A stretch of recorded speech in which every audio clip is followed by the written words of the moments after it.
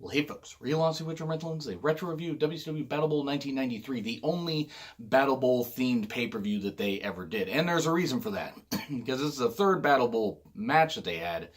And the first one was the Starrcade 91, which is a two-ring circus with a bunch of unlikely, tag teams and guys just thrown in there and everything, and it was a real mess. They got a little better in Starrcade 92, which is still my favorite Starrcade of all time, when they just went down to one ring and less guys, and it was actually a whole lot better. In this one, it was an entire pay-per-view based around the Battle Bowl concept, which if you don't know what that is, there was this gimmick called the Lethal Lottery where it took unlikely tag teams. It took a bunch of guys and just slammed them together in teams. Sometimes tag team members would have to face off on opposite sides. Blood rivals would have to team up. Or, in some cases, you would actually get guys that got along pretty damn good that were able to team up. And that's pretty much what the idea of this was. It was just a way to, try to create some new concepts and some new matches. And it sometimes worked and it sometimes didn't. I do not think that this review is going to be very long. So that's a basic rundown of the whole Battle Bowl thing. Cheesy promos to start out. You have Tony Schiavone and Jesse Ventura on commentary. And all through this, you have a roller where names are picked out. And you have Fifi, who was Ric Flair's valet at the time and actually now his current wife. And I wish him nothing but the best and hope they're happy together. You had Mean Gene and Fifi, and Mean Gene was flirting with Fifi and this kind of stuff. And it was funny the first time it happened, maybe the second time. The problem is every time they went back to the whole thing to pick, the names for these guys, pick the names for the teams, it was the same damn stuff, and it got so damn annoying. I mean, I loved Mean Gene, but it just was such forced comedy and not good. It was ridiculous. Mean Gene even at one point was breaking out handcuffs. Don't ask, watch pay-per-view and you'll see what I mean. It was ridiculous. But that aside, there was Cactus Jack and Vader, who had just feuded heading into Halloween Havoc 1993, and they had to team up against Cole, who was Stevie Ray, because that's what it was. It was Kane and Cole, because they were Harlem Heat, Kane and Cole. They weren't Booker T and Stevie Ray yet. Kane and Cole were odd names. And Cole teamed up, Stevie Ray, I'm just going to call him Stevie Ray, teamed up with Charlie Norris. I don't know who the hell Charlie Norris is, and apparently a lot of the fans didn't know who the hell he was either, because they didn't really give him much of a reaction. Cactus Jack and Vader mainly brawled. Norris got beat up some. It was okay. There was some fine stuff. Jack and Vader actually did at some points team up a little bit, because Race is like, if you want to go to Battle Bowl, you got to win.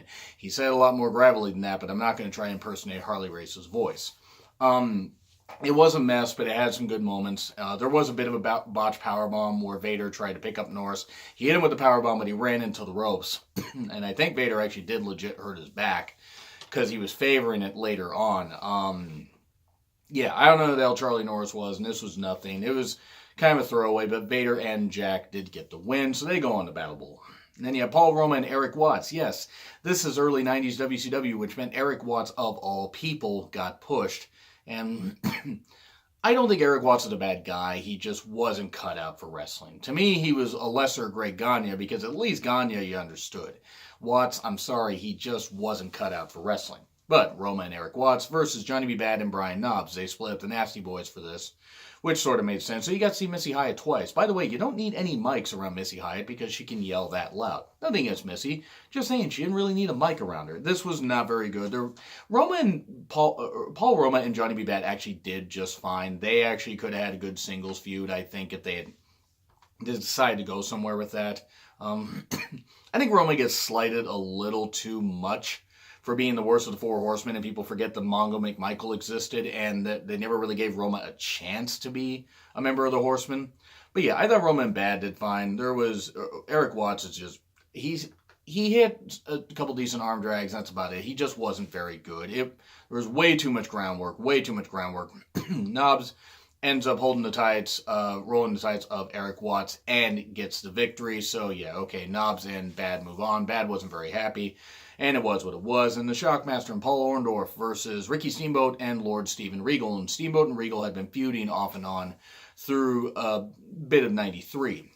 And actually had some really good matches over the TV title. There were the Paula chants, Paula towards Paul Orndorff, because, humor.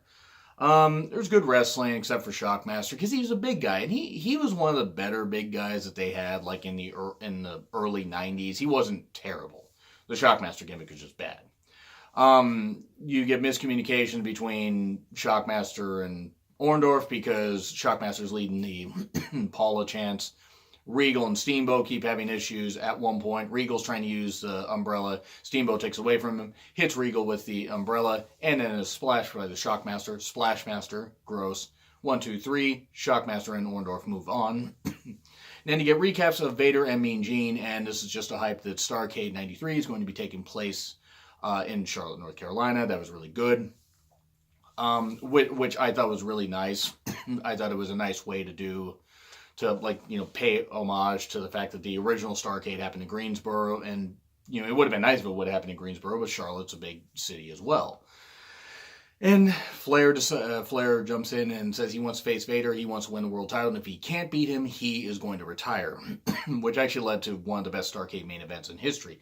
In fact, I may have to actually do my favorite Starrcade, do like a top 10 or like my top 7 favorite Starrcade main events, and then maybe do my top, 7 worst. Something like that. I don't know. I'll come up with something at some point. Because I've already reviewed all the Starrcades as it is. I did that from late 2016. You guys can check that out if you want. It's in my WCW playlist. Or no, not WCW. I think it's the old school wrestling. I think it's the old school reviews playlist. I changed stuff around on that. But anyway, the whole point is I reviewed all the Starrcades in somewhat mini reviews. But I had a lot of fun with it. Anyway. You then get the Awesome Kong, not Awesome Kong because this is a big fat white guy, and the Equalizer, Dave Sullivan, Evat. So you know it's going to be good. It was terrible, and then you had King Kong, so it's Awesome Kong and King Kong, like the Awesome Kong and King Kong on opposite sides, and Dustin Rhodes, and this was bad. This was sloppy. This was terrible. This was absolutely fucking terrible. It was so bad that my camera unfocused because it didn't want me to talk about it. Soon later in the match, there's a bulldog from Dustin Rhodes. He gets victory for his team. It was sloppy. It was just not good. It just was not good. It was not good at all. Sting and Jerry Saggs of the Nasty Boys. Again, you get to see Missy Guy twice. Against Ron Simmons and Keith Cole. I don't know who the Cole brothers were, the Cole twins. I don't know who they were. And I try to remember a lot about WCW. And I watch a lot of WCW. I do not remember the Cole brothers. All I know, they looked like two Johnny Aces, though I'm sure they were better workers than Johnny Ace because he was terrible. It was fine. It was a bit long. You did Simmons and Sting having some nice scraps. That was good, as both are really good workers, and I thought Simmons deserved a little better by the time, 93, 94 rolled around WCW. There was a tag at one point where Sting hit a Stinger Splash, and then Saggs ends up hitting a high elbow drop. 1, 2, 3. Sting and Saggs move on. And then Simmons afterwards is arguing with Keith Cole, and just beats him up. Okay, that happened. Cool. And then Steve Austin, stunning Steve Austin, and Ric Flair versus Max Payne and Too Cold Scorpio. Max Payne, who later became Man Mountain Rock.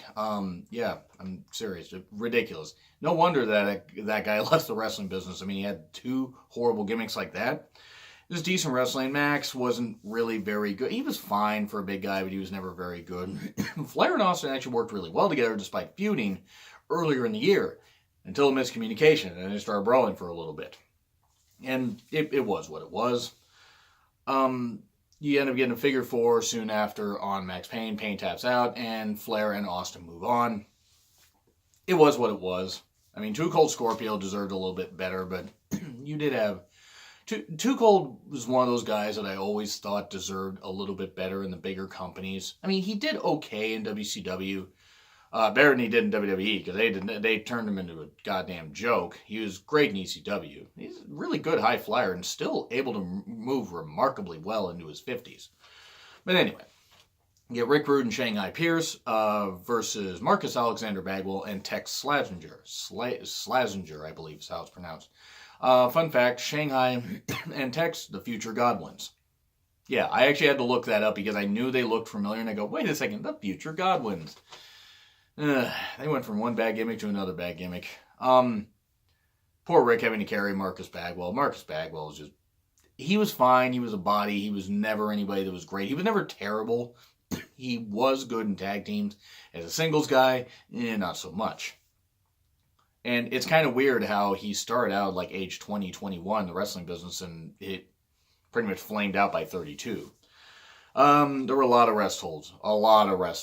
So many rest holds. 2004, Randy Orton must have watched this match and said, I can make that in my entire run from 2002 to 2004. And there was a brawl between Tex and Shanghai. It was kind of nice, unlike when the Kongs would not face each other. Rude hits Rude Awakening on Tex soon after for the pin, and Rude and Shanghai Pierce move on. And then you get Davey Boy Smith and Kane of Booker T, or Kane or Cole. I never remembered actually which one was Kane and Cole. I just wrote it down. I wrote it down as Booker, so I'm just going to say Booker T. It was Booker T and Davey Boy Smith versus Hawk and Road Warrior Hawk and Rip Rogers. Rip Rogers, who... Can anyone name anything that Rip Rogers did on national stage besides get the shit beat out of him here? He just got the shit beat out of him by Hawk and then by Booker T. And then got beat up again.